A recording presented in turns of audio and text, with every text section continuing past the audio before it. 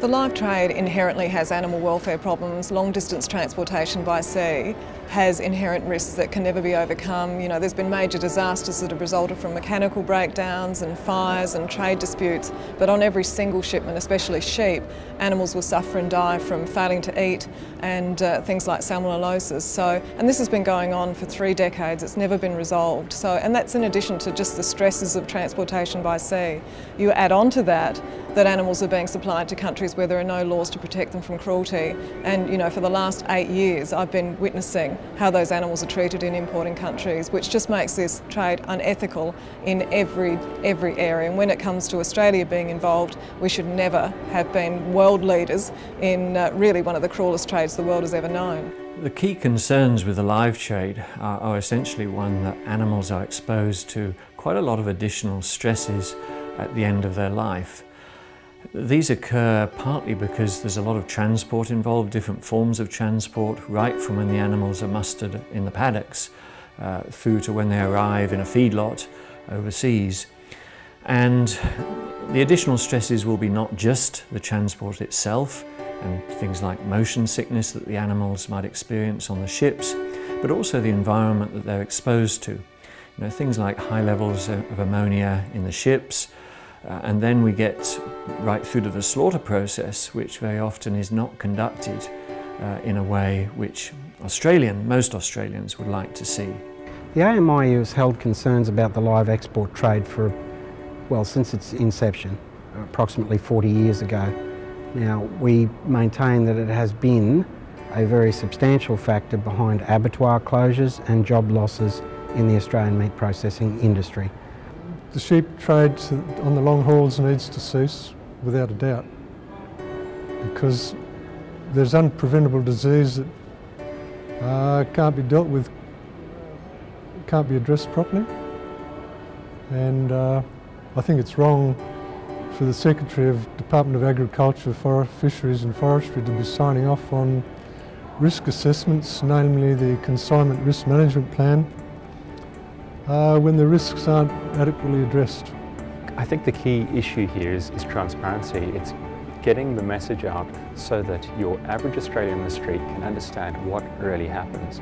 At the moment, we lack a system where we have clear monitoring, clear surveillance, which is independent and is going to pass the credibility test at various stages of the live export trade.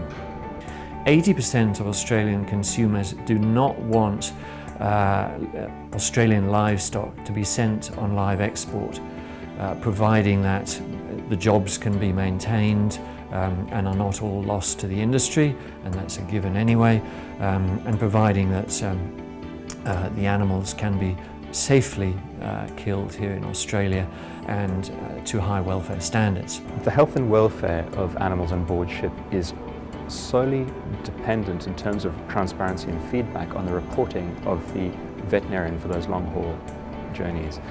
Now, the worry about that is these AQIS accredited veterinarians who are doing the inspection on behalf of AQIS are unfortunately not independent. Now, in no way am I impugning their integrity, but what I am saying is there's a perceived conflict of interest.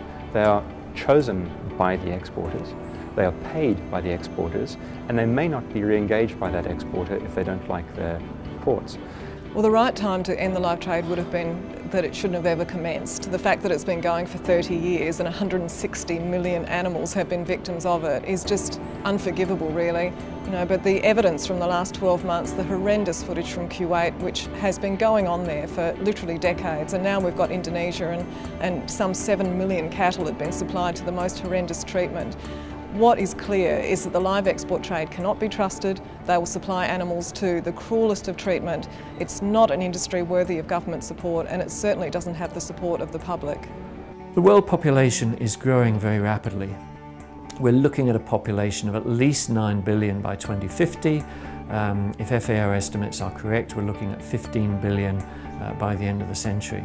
We are not going to effectively feed that population just with beef cattle which are being produced in the north of Australia. We have some very significant opportunities here in Australia to use some of our prime land in the north, which has got water, it's got sun, and it will and can have the infrastructure to develop its production of vegetables, of cereals, of a whole range of products which will more efficiently utilise that prime land than extensive rearing of beef cattle.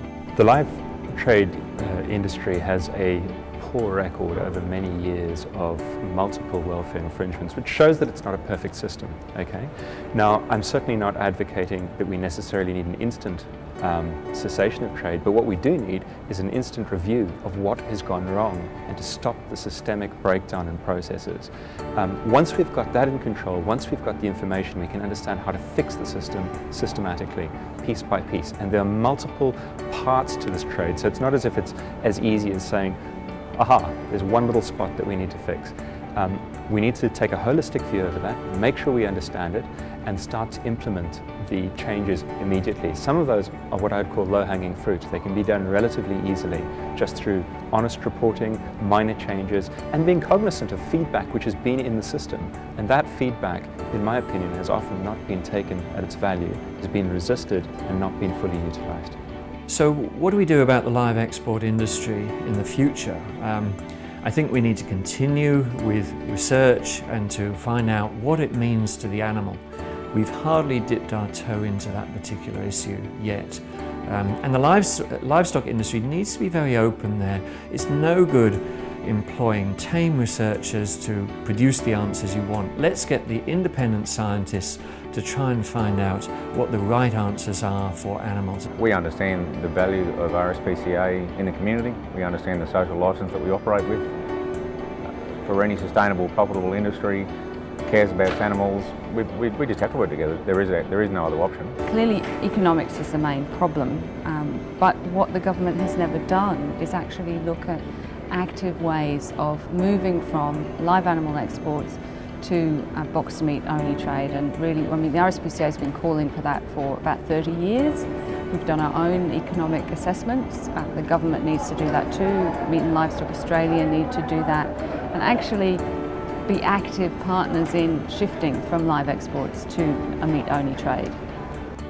It is always the economic arguments that are marshalled up by the supporters of the trade in order to keep it going. So it's always a substantial barrier. Regrettably, in our opinion, in the opinion of the AMIEU, these arguments have never ever been analysed, or they've never been subjected to any real rigorous scrutiny.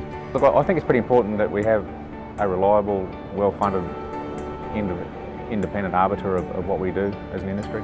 And by that I mean the Australian Quarantine Inspection Service, so the vets that supervise the transport part of live export.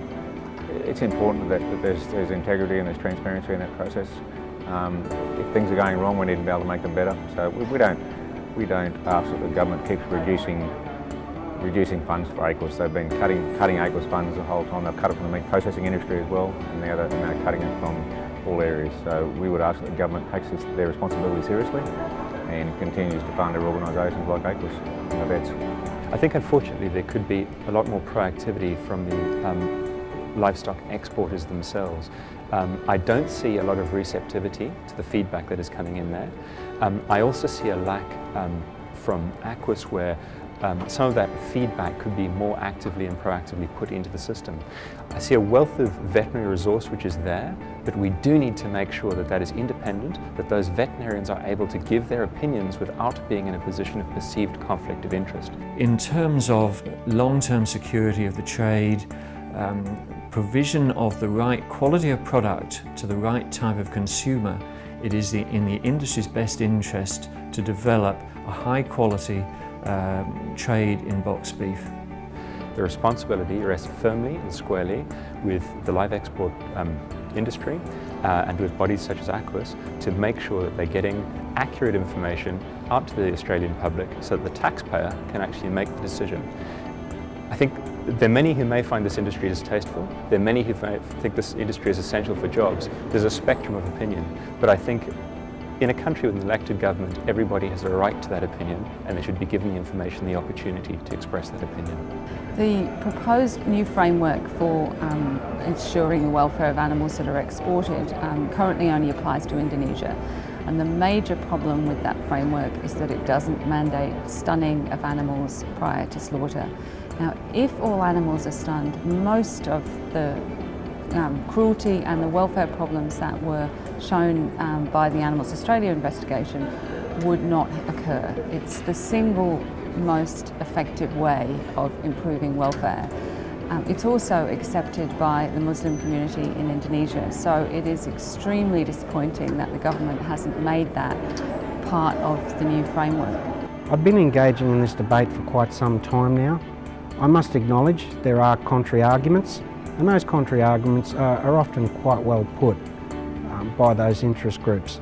But I cannot say that I have ever encountered an argument that presents an impossibility to the end of the live export trade. There certainly are some challenges, but I remain completely convinced we can work through all of them. I sincerely believe that if we can provide a forum for the live export workers and most importantly the livestock producers, because they hold the key. They nurture those animals throughout their life on the properties, and they don't want to see them horrifically slaughtered, or even put on ships where they may be suffering extreme stress.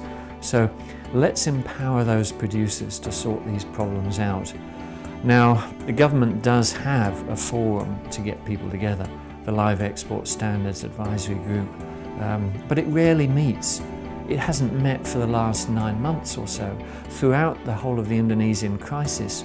Let's see that group actually meeting on a regular basis to get the advocacy groups together with the exporters and the producers and sort out the problems.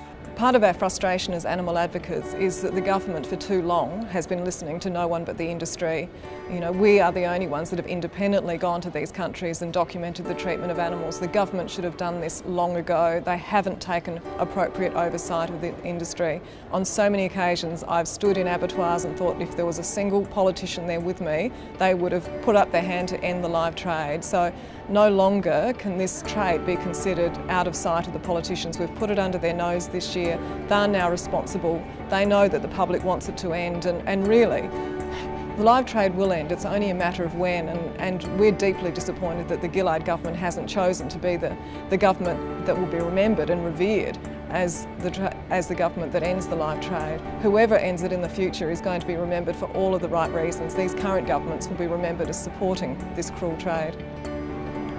We've all got a common interest. We've got an economic and animal welfare interest, and we all just have to work together. It's that simple. Change must be in the wind. People want change.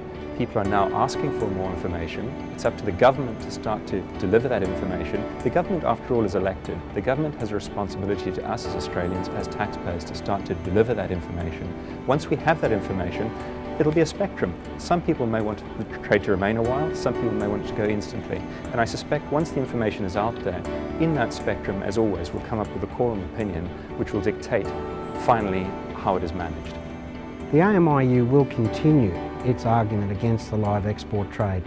It has been mounting this argument for well over 3 decades now.